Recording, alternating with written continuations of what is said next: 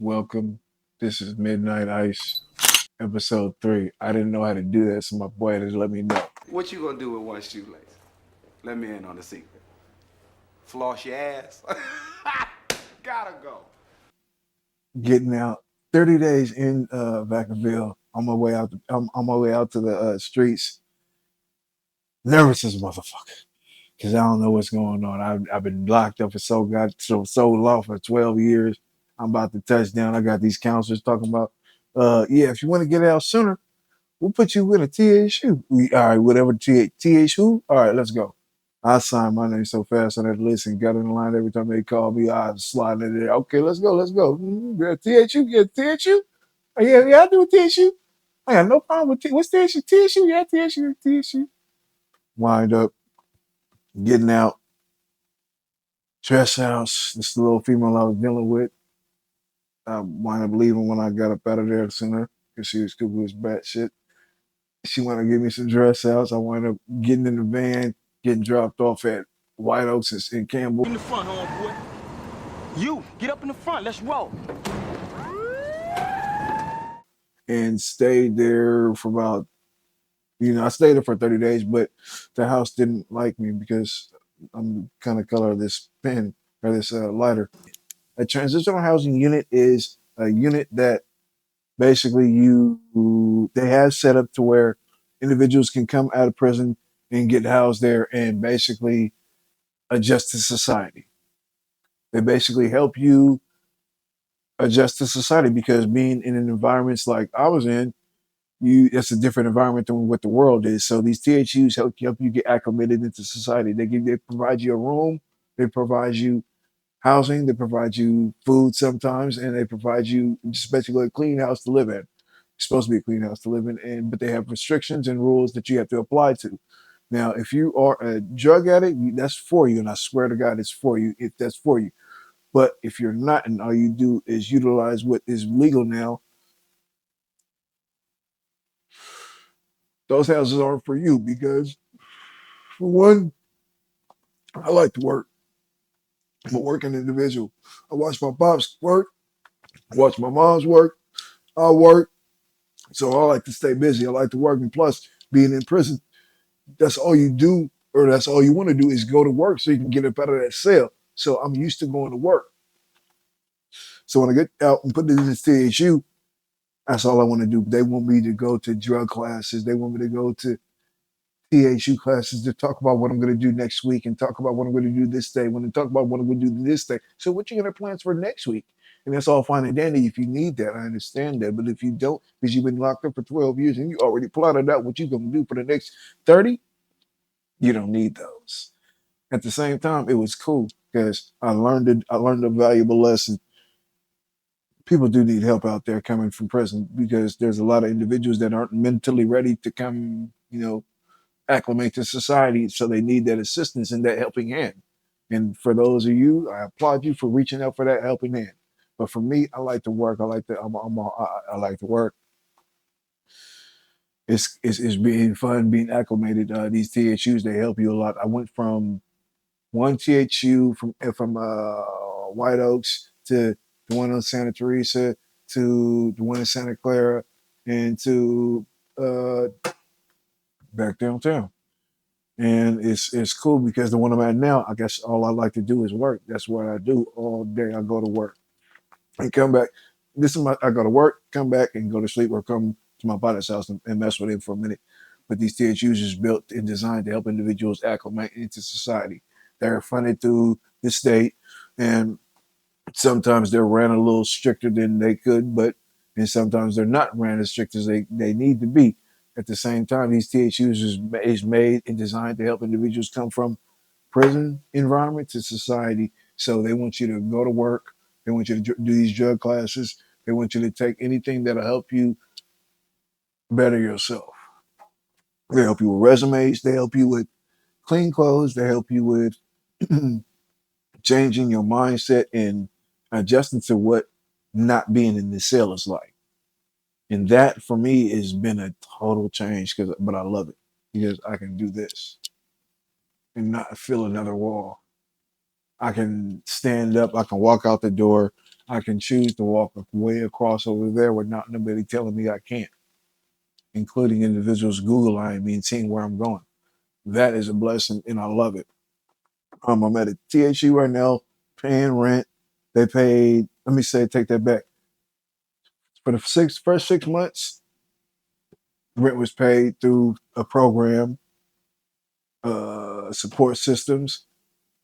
They was cool. They was nice, but they was too restrictive for me because I like to work. And then I wind up getting kicked out of a TSU because I knew my rights and I knew that what he was talking about wasn't the right thing to say to me.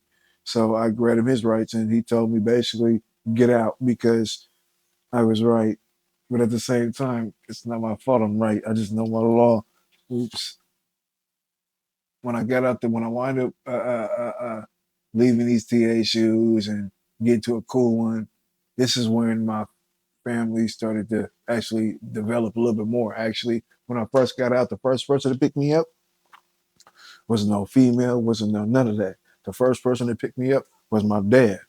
And you see, my dad, he had been out of my life for 25 years because he was independent and I was independent. We was both doing our prison lives thing. So for him to be there the first day I got out on September 11th was pivotal for me because that was my heart, that was my soul. And our friendships and loves is flourishing because I'm starting to learn who I am as an individual and as a black man. And I love it every day more and more. Now, my dad we wind up lining up little time that I was off from work finally, and he had time to pick me up. And we lined it up to where he was like, "Man, you want to come work with me?" I said, "Yeah, hell yeah, slide." He was like, "Oh yeah, the workers I got they ain't showing up. You off? Let's go. Just be ready when the time comes." My dad's military, so I got to be ready at the jump of a dime when he say come. All right, let's go. Well, I was out there with a little female, and as soon as I get ready to tell her, "Hey, babe, I've been telling you for a minute, I gotta go." He slide up, and I hop in the car like I'm an air trooper. Get in the car, secure myself, and sit down. Don't know nothing about where I'm going, but just got everything that I need to get me where I'm going to be cool. So we wind up driving up through these mountains and going around here, and I'm tripping off these trees like I ain't never been around this type of stuff. So it's kind of cool to me. I'm acting like a little kid, like, man, or like a little puppy, like man, God, this is hella cool. We wind up going up into these mountains and sliding around, and I stayed awake the whole time, smoking and just watching and talking to my dad. We were cracking jokes back and forth. It was cool. You used to have a conversation with a grown man that looked like me and got my same mannerisms. And I'm starting to learn about, damn, this pops, this us, this is okay, all right, because I never knew who that was. I mean, I knew who it was, but at the same time, he was gone. So I really didn't know who the individual I was meeting.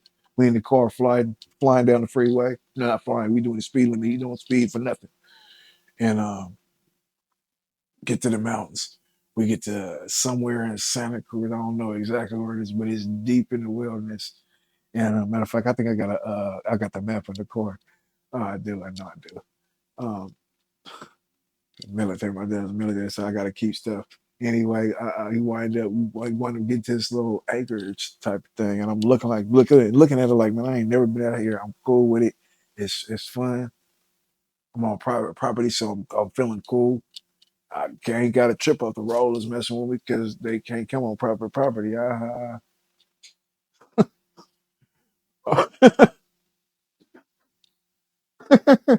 Anyway, uh,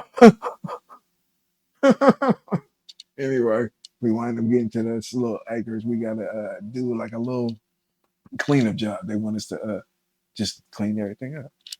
And I already like horticulture, so I like cleaning up yards. So it's easy for me because I do it at the THU. And that's why I'm staying there because he like the way what I do.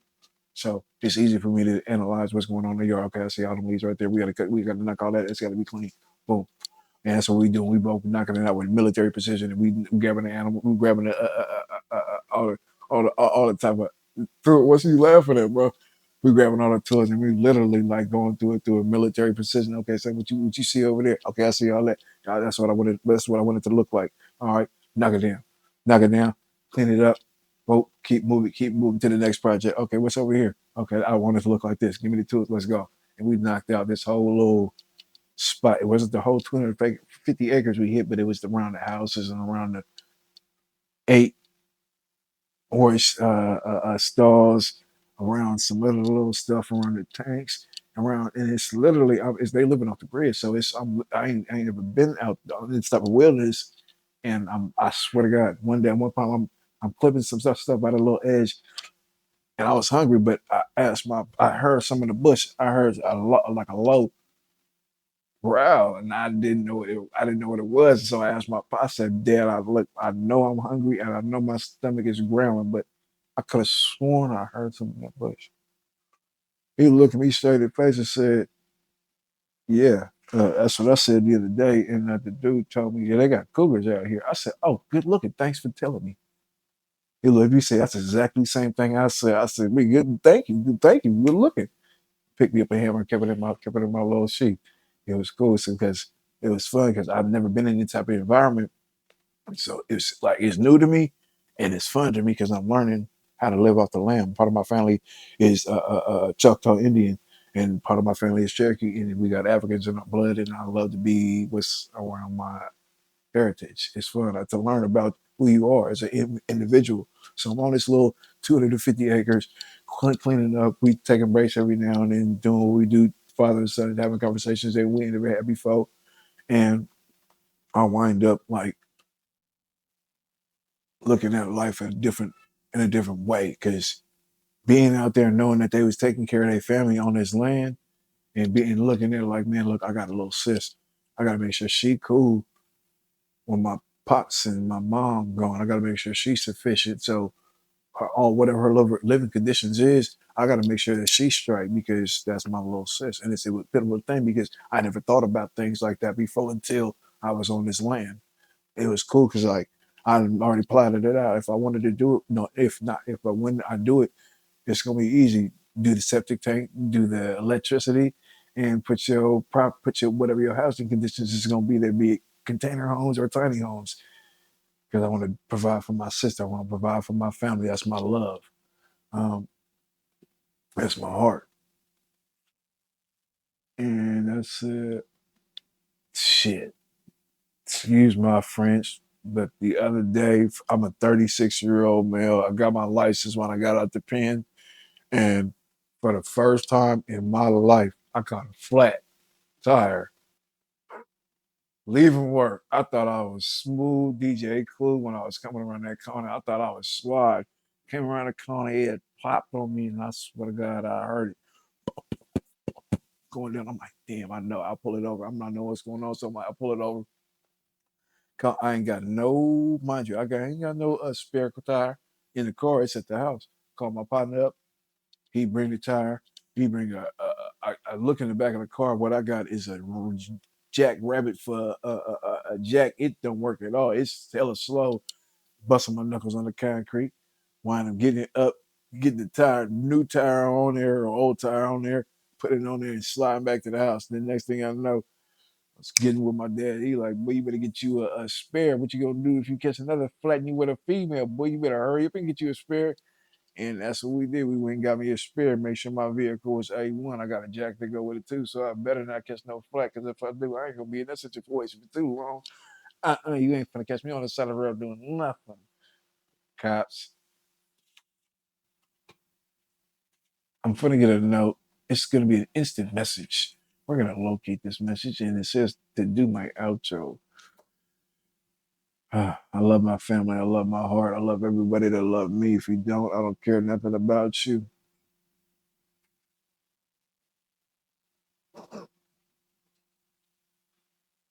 Midnight eyes, baby.